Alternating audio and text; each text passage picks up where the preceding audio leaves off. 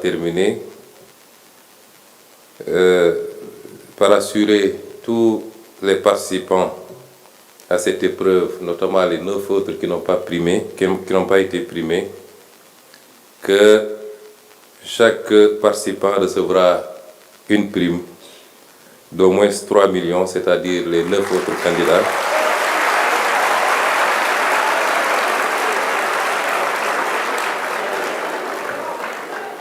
Pour davantage vous encourager, pour vous féliciter, mais surtout pour davantage vous encourager à persévérer dans cette voie qui est la seule voie de sortie de crise, la crise du développement s'entend pour notre pays, le Sénégal.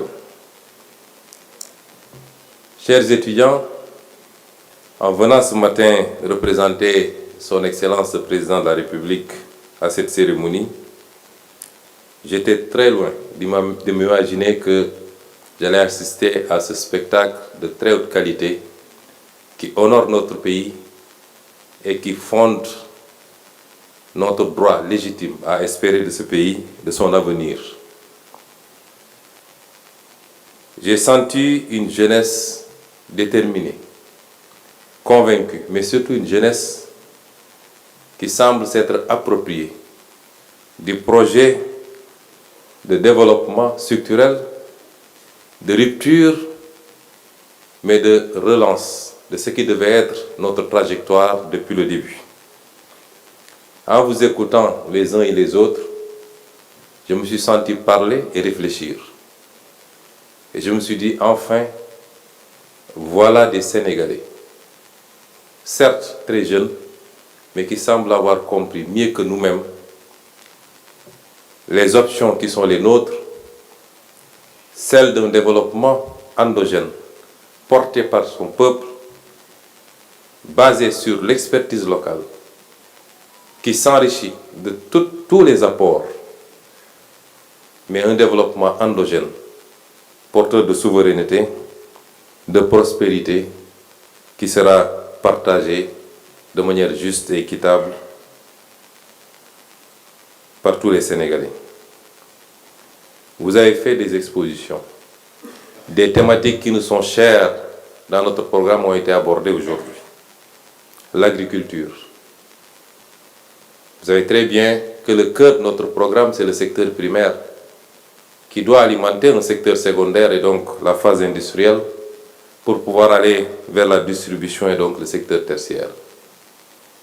Et le poumon de ce secteur primaire, c'est l'agriculture, qui aujourd'hui continue à souffrir des erreurs du passé, des mauvais choix, qui est confronté à un problème des faibles rendements. Pour la principale culture qui est l'arachide, nous peinons à atteindre la barre des 500 à 800 kilos à l'hectare, là où ailleurs on fait énormément plus. Qui est confronté à un problème de la qualité des intrants, mais qui est confronté également à ce qui a été exposé ici, la mauvaise utilisation des pesticides et autres produits. Et aujourd'hui, les jeunes de ce pays nous ont démontré qu'il est possible de faire beaucoup mieux et gérer les problématiques liées à la santé des producteurs, mais également améliorer le rendement, notamment en limitant les pertes post-récolte. Le tourisme.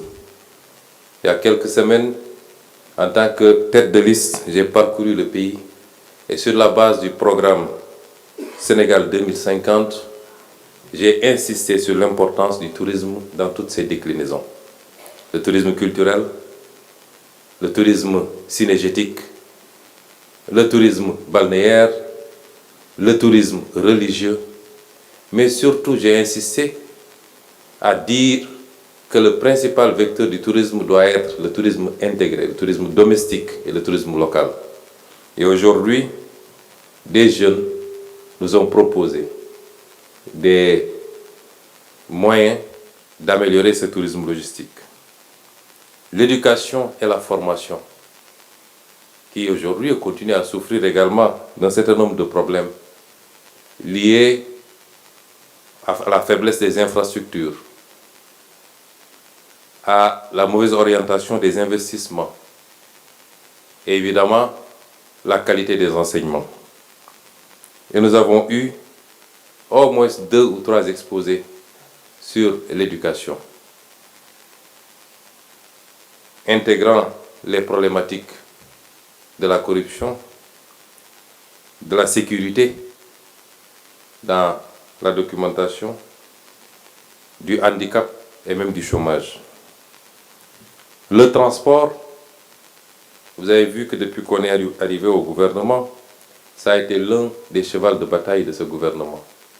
Comment amoindrir l'insécurité routière, l'indiscipline sur nos routes et son lot de dégâts matériels, humains, financiers. Et aujourd'hui, on a eu droit à 2 exposés sur la sécurité routière et sur la mobilité. L'administration, enfin, qui aurait mérité d'être primée, Monsieur le ministre de la fonction publique. Puisqu'en tant que chef de gouvernement et en tant qu'ancien fonctionnaire, malheureusement radié, puis vous assurer que le plus grand combat pour les prochains mois et les prochaines années est celui de l'assainissement de notre administration, qui souffre de beaucoup de maux liés à la qualité du service à l'usager. C'est lié certainement à la formation à la base, mais à la pratique d'une administration encore cantonale, où l'usager est considéré comme redevable, alors qu'on parle d'usager, de service aux contribuables, de service à l'usager. Il faut que l'administration redevienne un outil au service du citoyen. C'est lié également au manque de corrélation entre l'objectif de développement et notre administration. Il faut que cette administration redevienne une administration du développement. Elle ne l'est pas ou elle ne l'est pas suffisamment aujourd'hui.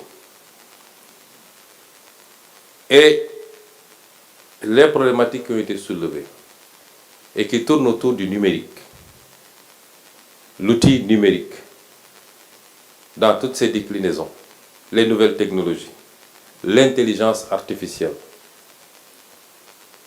sont le présent aujourd'hui du monde, mais certainement et inéluctablement l'avenir du monde. Et nous sommes heureux de voir qu'il y a une jeunesse ici au Sénégal. Et mon conseil technique en charge de l'enseignement supérieur et de la formation professionnelle ne s'y était pas trompé. À 2 ou 3 reprises, il m'a trouvé dans mon bureau pour me dire que ici, dans nos écoles et nos institutions, nos écoles et nos instituts de formation, nous avons des jeunes qui ont toutes les aptitudes pour aller le plus loin possible et nous permettre de faire ce que j'ai toujours appelé le leapfrogging, les sauts de mouton, des sauts qualitatifs qui nous permettent d'anticiper et d'aller vers les prochaines générations de technologies. J'ai tendance à donner comme exemple la Chine, qui il y a quelques décennies encore était totalement à la traîne et qui a pu faire ses sauts de mouton pour être aujourd'hui la seule détentrice de la technologie de la 5G et de beaucoup d'autres technologies que les plus grandes puissances peinent à rattraper.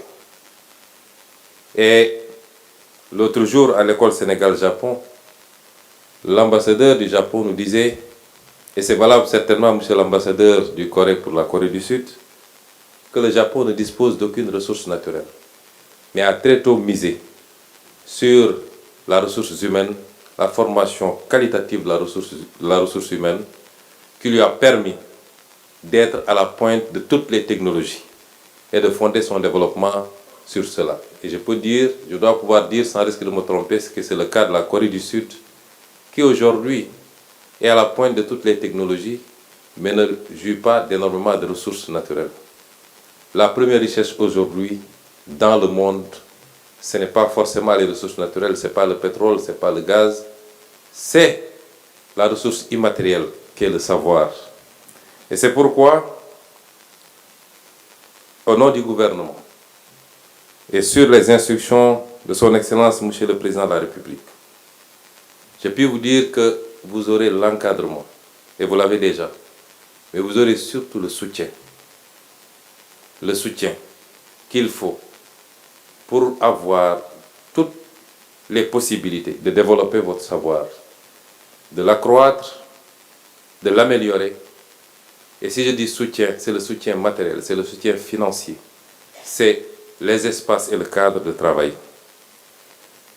Considérez que désormais, c'est l'une des priorités absolues de ce gouvernement d'encadrer cette jeunesse que vous êtes dans les secteurs qui sont les vôtres pour performer et nous donner les satisfactions que nous attendons.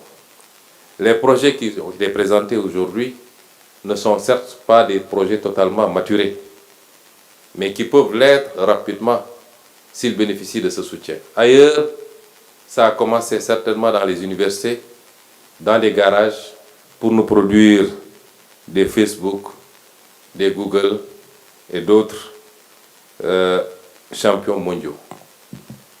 Je puis vous assurer donc que, quels que soient les défis et les écueils qui sont devant nous, et ceux que nous vivons déjà par rapport à la situation que nous avons trouvée ici, qu'ensemble nous allons relever les défis et que dans la priorisation des secteurs, le secteur de la recherche et de l'innovation sera un secteur au-devant des priorités de l'État du Sénégal. Il y va également d'une question de souveraineté. Avoir la possibilité de développer ses propres outils est une question de souveraineté et donc de sécurité nationale. Il y a une vingtaine d'années, quand je venais d'arriver dans l'administration fiscale, un peu plus de 20 ans, j'avais assisté à une scène que nous avions beaucoup dénoncée à l'époque. Des Sénégalais avaient conçu pour la douane sénégalaise un logiciel qui s'appelle le système Gaïndé et qui est toujours en cours. Ils l'avaient développé ici avec l'expertise sénégalaise. Et l'ont vendu à un prix très faible, en tout cas très compétitif. Et ce logiciel nous a valu énormément de satisfaction dans la mobilisation des ressources douanières. Quelques 2 ou 3 ans plus tard, la Direction générale des impôts et domaines a lancé le même processus. Et la même entreprise avait une offre qui nous aurait permis d'avoir un outil pour la mobilisation des ressources intérieures qui nous aurait coûté beaucoup moins cher et qui aurait été sécurisé. Un choix différent a été fait de recourir à un prestataire étranger d'Amérique du Nord qui nous a vendu un logiciel qui coûtait certainement 10 fois plus cher et dont nous n'avions même pas les clés et qui nous coûtait d'avenant à avenant beaucoup plus d'argent encore. À chaque fois, il fallait payer quelques milliards de plus. C'est l'exemple typique des mauvais choix qui ne découlent pas d'une rationalité qui intègre les questions de souveraineté et de sécurité, mais surtout d'une rationalité qui intègre l'encouragement que l'État doit apporter à la recherche locale, à la recherche nationale et à l'éclosion petit à petit de petites structures qui vont aller progressivement vers la conquête certainement du continent et demain du monde. C'est ça nos objectifs et nous allons avec vous, la main dans la main, y travailler. Dans les exposés que j'ai entendus ici, je disais tout à l'heure aux 2 ministres que pas plus tard que la semaine dernière, le président de la République, de retour d'un voyage, me parlait d'un outil qui lui a été présenté dans un pays étranger, qu'il trouvait très intéressant et qui n'est rien d'autre, peut-être beaucoup plus élaboré, parce que les moyens ne sont pas les mêmes, mais dans le cadrage global, cet outil n'est rien d'autre que ce qui nous a été présenté ici, la gestion des écoles, de nos écoles. C'est dire que les idées sont là, les compétences sont là, il faut juste accompagner encadré, et c'est ce que nous allons faire avec vous. Chers jeunes, je réitère mes félicitations et mes encouragements et vous dire que c'est vous, en réalité, le projet dont on parle. Ce n'est pas le président Bassirou Diomaye Faye, ce n'est pas son premier ministre, ce n'est pas le gouvernement. C'est vous, en réalité, ce projet. C'est vous qui allez le porter, le hisser le plus haut possible. Nous ne sommes là que pour accompagner toutes les bonnes initiatives. Nous ne sommes là que pour les encadrer. Et nous le ferons avec tous les moyens qui seront disponibles.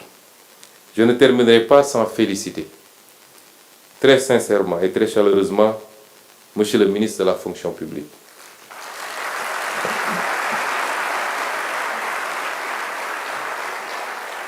Monsieur le ministre, je vous félicite.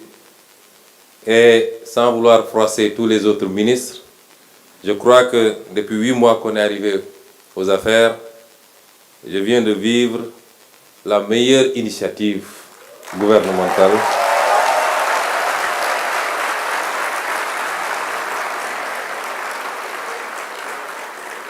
La meilleure initiative gouvernementale en ce qu'elle nous projette le plus loin possible vers l'avenir, mais en ce qu'il nous fonde à espérer de ce pays et de son potentiel. Je vous remercie.